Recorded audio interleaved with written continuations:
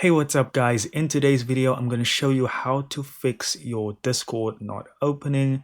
It has happened to me recently. I don't want to say recently, maybe about a month ago. And this is how I fixed it. So the first thing that you want to do is go to your taskbar and go to the start button, but right click on the start button. Then you want to click on run, and in run you want to type in %, app data %. So that'll take you to roaming, and you want to look for your Discord folder. So now we're going to delete 3 cache folders, and they are the cache, code cache, and GPU cache. Delete those 3, and then I don't know. Oh, one thing I'm forgetting. Make sure that Discord is not still running. Otherwise, you won't be able to delete these folders.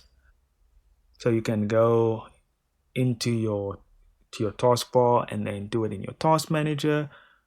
Just make sure that it is no longer running. Then you can delete those folders, and from there everything should work. But you can also go to the properties section on your Discord shortcut, which you can find by just going to search and typing in Discord and then saying open file location, and then that'll take you to the shortcut, and you can just right click and say properties